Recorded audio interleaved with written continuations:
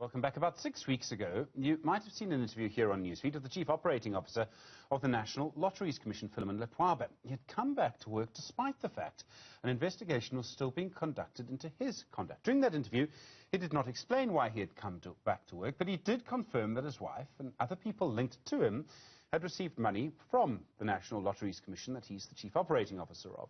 The Commission had also previously refused to say who it was giving money to until it was forced to. It's now being confirmed that Ledwaba has been formally suspended. Well, the journalist who's led the reporting on the National Lotteries Commission, he's won awards for it, is Raymond Joseph. He joins us now. Raymond, good afternoon to you. What do we know about the suspension now of Philemon Ledwaba? It does seem like a formal suspension. Yes, very much so. So, Stephen, what happened is soon after I did the story about him returning to work, and I do suspect that the shocking content in his admissions in the interview with you led to that. And soon after he got back, the SIU submitted a dossier of evidence to the National Lotteries Commission, requesting that Philemon Ledwaba be suspended pending a disciplinary inquiry. I do believe the NLC were in a corner, because if they'd refused, there would have been other consequences for that. The evidence was really quite damning. And yes, so he's on suspension and once again pay with full pay. So the SIU's done an investigation. If someone's on suspension, there's usually an investigation or a process underway because that's why you're on suspension. So what process is underway now? Who's doing the investigating now? Well, certainly the evidence has been presented to the National Lotteries Commission, which I would expect that they would use in a disciplinary inquiry. But the investigation into Philemon Ledwaba and the National Lotteries Commission continues. The SIU is continuing to investigate, and supposedly so are the Hawks, who are actually, from what I can see, missing in action. As the NPA, missing in action. It's unbelievable that with the sheer weight of the evidence that is now available, that this thing is just dragging its feet and taking so long. When we spoke to him here on Newzroom Afrika, I referenced several people who had received money that had received money who were linked to him. So people who'd received money from the National Lotteries Commission who were linked to him. This was based on your reporting, and he confirmed all of that. What seems to be going on? I mean, how much money are we talking about that he seemed to have control over, if we understand the situation correctly, and then went to people he's connected to? Well, what I can tell you is several of the old age homes and drug rehabs, which is still finished, something like 350 million has gone into them. So it's 6 old age homes, 4 drug rehabs. We're talking about 350 million rand. None of them are completed, and certainly none of them are operational. In many cases, people and companies directly linked to Philemon Ledwaba received construction contracts. And I have leaked bank statements where you can see money destined for those organizations coming into his account, and then being paid for part of the construction, for workers, for material, and that account, which well, it started off that his brother was the head of the company, then his cousin, then his cousin's wife. There's someone else. Listen, there's no question, it's directly linked to him. And we're talking about literally tens of millions, if not more, hundreds of millions of rands. It's really ultimately when the adding up is done, when the prosecution finally happens, and I can't see that they can avoid the prosecution, the amount is going to be very high, Stephen.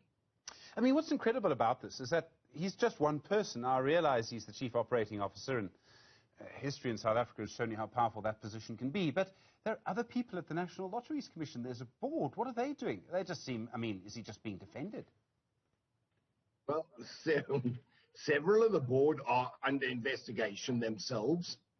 Certainly, we know for a fact that one member of the board, William Huma, bought a house in Northwest Province, the luxury house.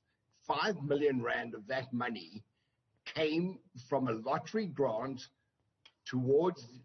for an old age home in Marapanya, which is Philemon Ledwaba's home village.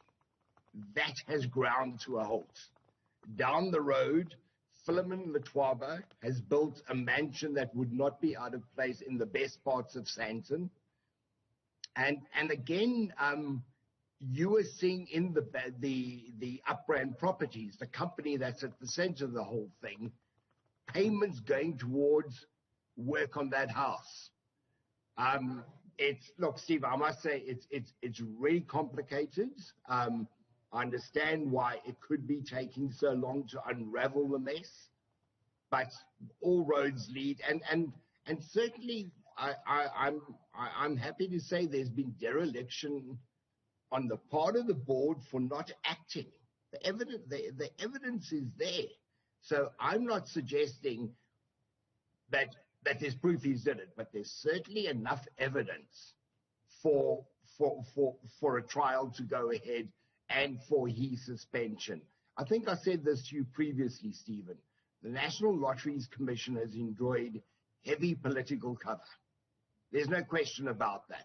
And as I'm digging deeper, what you are finding in more and more politically connected people who it's not in their interest that this all comes out, because ultimately their name is in the frame. And that is an issue.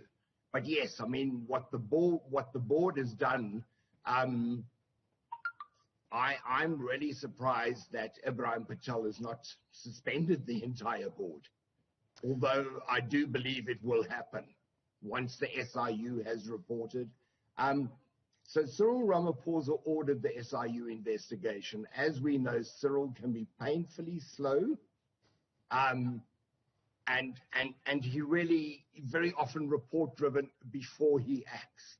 But he is going to get a huge, I'm privy to some of it, a huge amount of evidence of what has been going on. I mean, it's been an ATM for the politically connected and their friends and people at the lottery, and it's really, and it's come under the radar. And I'll tell you why it's been under the radar is, unlike other state entities, they've not annually stood with the begging bowl asking for money, because they have got a constant weekly flow of tens of millions of rands from lottery tickets coming in. Ultimately, they receive out of those lottery tickets close to 2 billion rand. So 1.5 billion or so of that is dispensed to supposed good causes. And unbelievably, the running costs of the NLC, including huge salaries, is almost 500 million rand a year. That's 2 billion rand. Sure. You mentioned Ibrahim Patel, and the National Lottery comes under, interestingly, the Department of Trade and Industry. And so he's the minister in charge of this. He's had to answer questions on all of this in Parliament. I mean, what's he said? Some of these questions have been about Philemon Ledwaba and things that he said in public. Well, so it's interesting the way the questions are answered. The questions directed him as the minister responsible. But ultimately, when he answered, he says, I have been given information. It's normally Charlotte Mampane, who's the commissioner of the lottery. So he doesn't say, I'm giving you the information. He says, I'm giving you the information that she gave me. But, you know, one of the problems, and I do have some empathy with Ibrahim Patel, is the National Lotteries Commission is highly litigious. It's set aside, I speak under correction, but something like 36, almost 40 million rand for legal expenses, including fights that it's having with the minister. It is using lottery money to litigate against Ibrahim Patel, who has lost one case because it didn't follow it's quite complicated, but doesn't seem to have followed the process that it should have followed. A judgment is still being awaited, and yes, I mean, these guys litigate at the drop of the hat. I can tell you, I'm on the receiving end. Indeed. Raymond Joseph, we'll have to leave it there. Thank you very much indeed. He, of course, has been publishing stories about the National Lotteries Commission on the website Ground Up. It's an astonishing story.